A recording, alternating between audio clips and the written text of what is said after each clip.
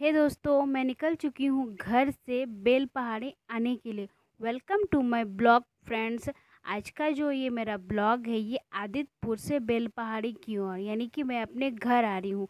आप भी सोच रहे हो घर मतलब, एक्चुअली मैं अपने मामा घर में बचपन से रहती हूँ।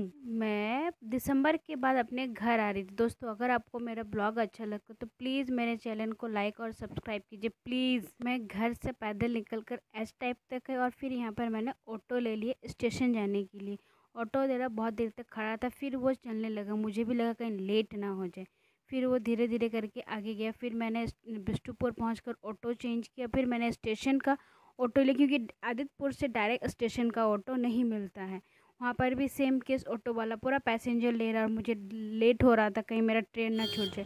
फिर मैं पहुँच गई। फिर मैंने एक जलजीरा और पंजाबी तड़का लिया, क्योंकि मुझे भूख भी लग रही थी। और यहाँ पर देखिए, मैं टाटा नगर स्टेशन पहुँच चुकी थी।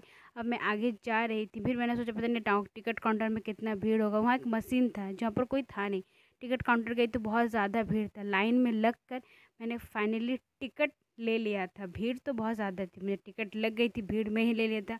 अब मैं जा रही थी जिस साइड मेरा गाड़ी लगा हुआ था। फिर यहाँ पर प्लेटफॉर्म में चढ़ कर मुझे जाना था, क्योंकि नीचे से जाती तो बहुत टाइम लग जाता। फिर मैं चढ़ कर फिर मैं उतर रही थी। ये था हमारा टाटा नगर स्टेशन। उतरी थी, ये रहा मेरा ट्रेन जिसमें मैं जाने वाली थी। ये लगी हुई थी प्लेटफॉर्म पर। मुझे लगा था कि ट्रेन पूरा खाली होगा, बट जैसे मैं ट्रेन के अंदर चढ़ी तो ट्रेन में पूरा भीड़ था।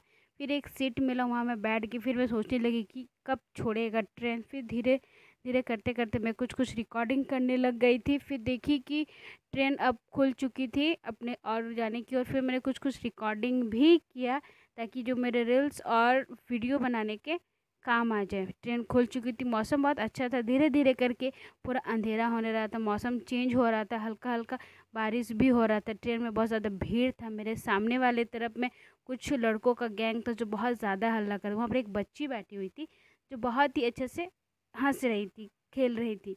फाइनली मैं पहुंच गई थी। मुझे तो कंफर्म नहीं हुआ कि मैं गिदनी स्टेशन पहुंची कि नहीं। फिर मुझे पापा मिले, मैं पापा के साथ चल पड़ी अपने घर की ओर, पापा के साथ बाइक पर। फिर मैंने कुछ रिकॉर्डिंग भी की।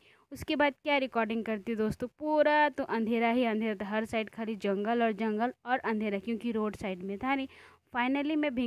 फाइनली भींग भांग के मैं बेलपाड़ी पहुंच चुकी थी।